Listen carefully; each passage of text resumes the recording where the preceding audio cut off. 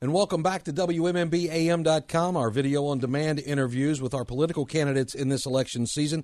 Right now we're talking with Trevor Lowing, running for mayor in the city of Satellite Beach. Trevor, welcome back. Been a couple of years since I've seen you in this studio. How are you? Great. Thank you, Bill. It's glad to be back. Let's talk about what got you into this mayor's race in Satellite Beach. Tell me what your focus is as you run for this office.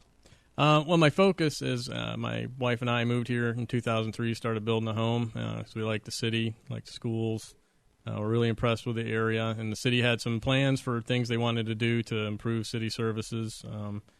They had set up a CRA to try to accomplish some goals, and we wanted this to be our final home. We had spent a time in the military, moved around a lot. So we wanted this to be the final move where we raise the family and retire. And now, here we are a decade or so later, and a lot of those plans that they had made weren't accomplished. They spent a lot of money though, and didn't accomplish those goals. Spent it on other things, and really, it comes down to the city not being managed the way we expected it to. So I started following it a lot closer a few years ago, and I see this as an opportunity that we can get some more management in there that'll do the right thing, that'll accomplish what they say they'll accomplish, and be more fiscally responsible. Tell these voters a little bit about your experience that lends itself to this executive role on City Council. Okay. I've got about 25 years. I'm a project manager. I started off in the U.S. Navy, joined right out of high school.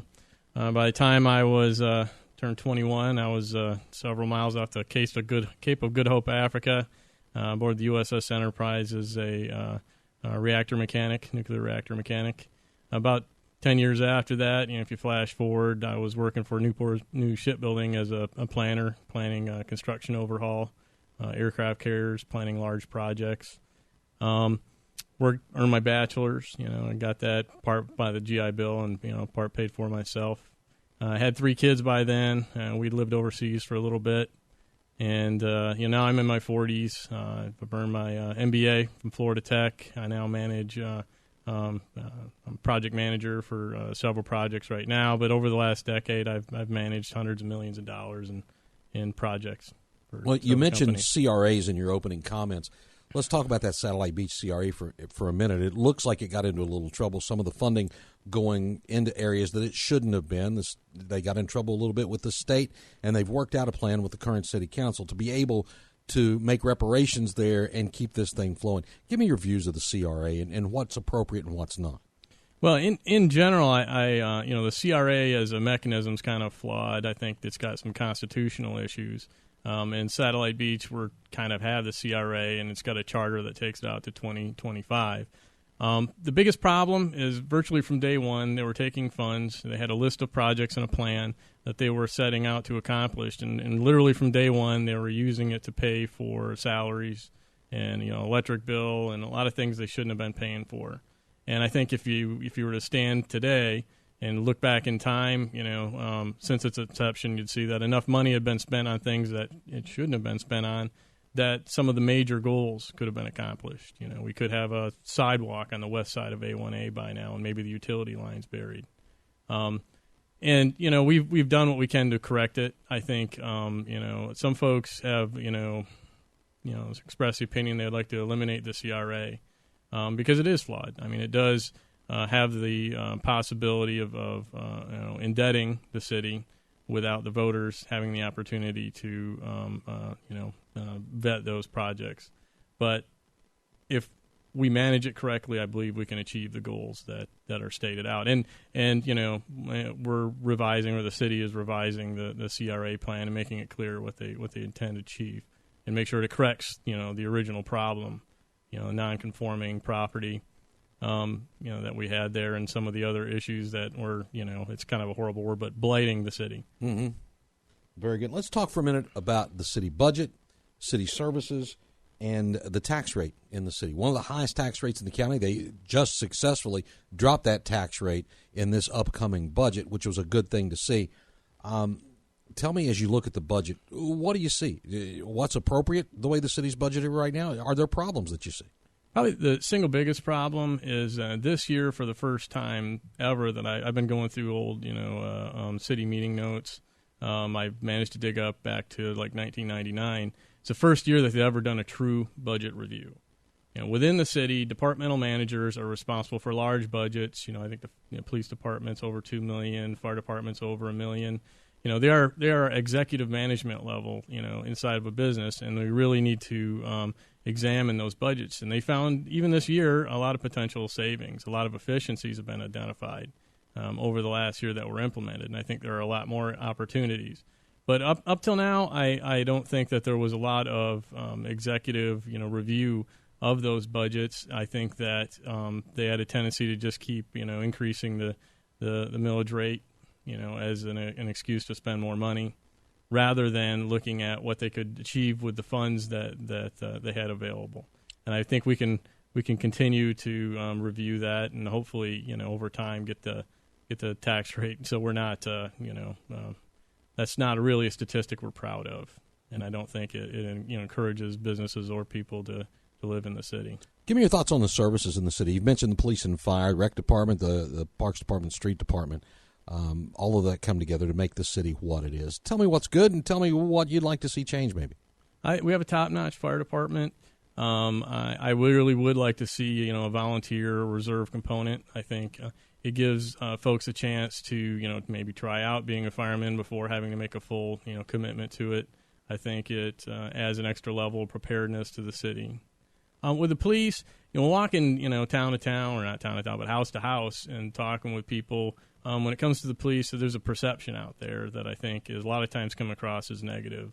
You got folks that say, we love the police, and and there's a lot of good perception, but then there's a sort of a negative perception, and I think a lot of it comes, down to simply that perception. In the past, they gave out a lot more tickets. They've reduced the number of tickets. It used to be a way for the city to generate revenue, I think, and so they were encouraged to do more tickets, and that motive seems to have gone away. But there are just some things we'd like to change. Everybody wants Mayberry, is what they say, or a lot of folks have expressed that, Mayberry. And if you look at, Andy Griffith, the whole thing was they were community police. We don't need the more state police inside Satellite Beach. I mean, if we're going to have our own police, they need to be community police, and that should be the focus, is integrating with the community. And I believe there's some things that basic things we could do that, could turn that attitude around, that perception that some people have with the police. Rec department and some of the other city services I'd like to see modernized. I'm a big technology advocate. I'm an IT guy. I know that nowadays you should be able to accept payments online for anything, any city service, anything the rec department does. Should be able to take credit cards online, sign up for classes online. Need to do a lot of things that lower the cost of managing the facilities, increase the efficiency, and make it more convenient for people. All right, let's talk a little bit about the debt that the city has right now. Part of that is pensions. Do you have a plan in mind for reducing that long-term debt? What's the city do to get out of that debt hole that it's got itself into? That's a tricky one. That's going to take a lot of negotiation. The core of the problem, is the way I see it anyhow, is that on these pensions, they promised a rate of return of around 9%. And if you look at historically, that rate of return is the rate of return you receive, at the aggregate level in the best of times. And we know these aren't the best of times. And so what we're looking at is a continuing gap between, what any investment can perform at and what we've promised on those pension funds. And every year that gap gets wider and wider. And, previous city council, cities management really haven't addressed the problem. And last year when they did the annual audit, they showed, over, I believe, $6 million in unfunded liabilities for the pensions. I think there are some options. Some folks have talked about maybe trying to roll it into a state-level plan. I don't know the legalities. It really is one of those things that's going to take committee, probably a special review to try to figure out the best alternative.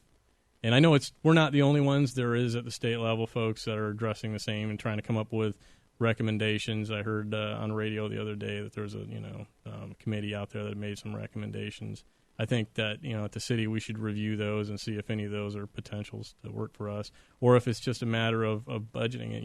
It's not fair to the people that are doing the work, expecting those pensions, to short them. It's not fair to them.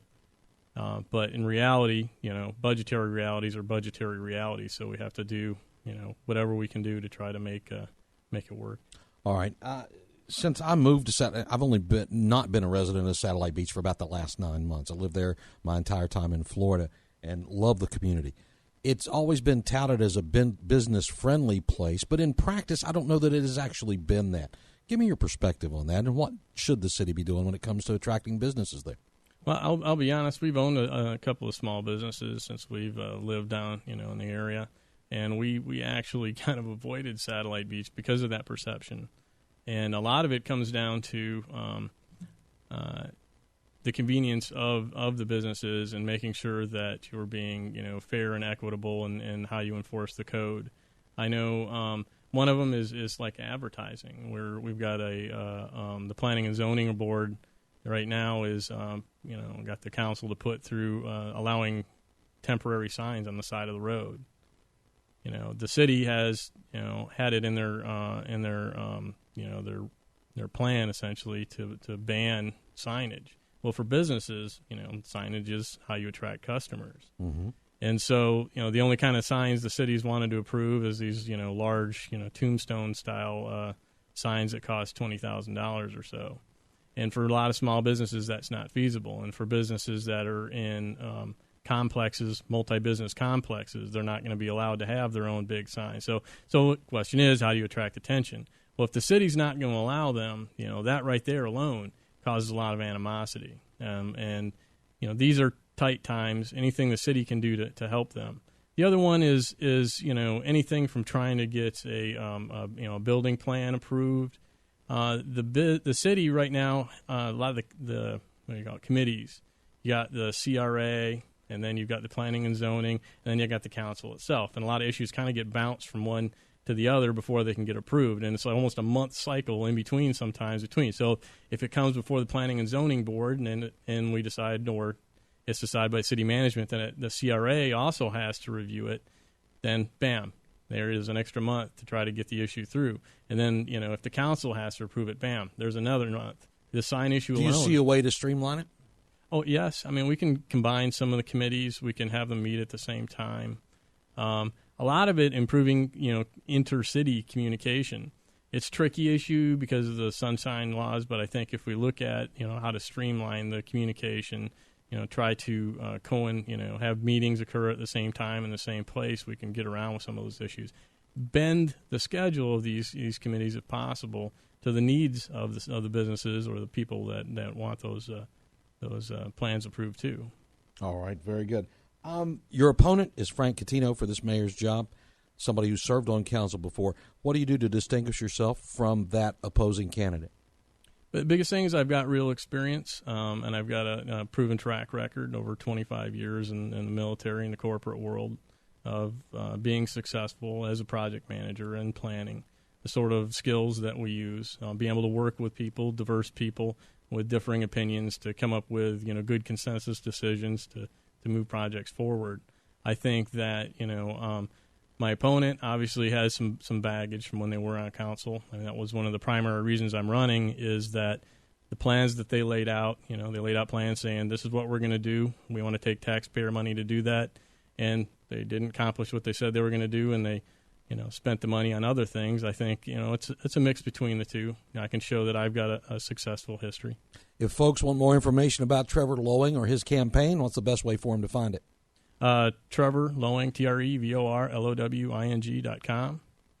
So I just go to my website. I got my phone number and email address and everything else. All right, very good. Trevor Lowing, thanks for the time today. I appreciate you being here. Thanks, Bill. And we'll see you back here on WMMB AM.com soon.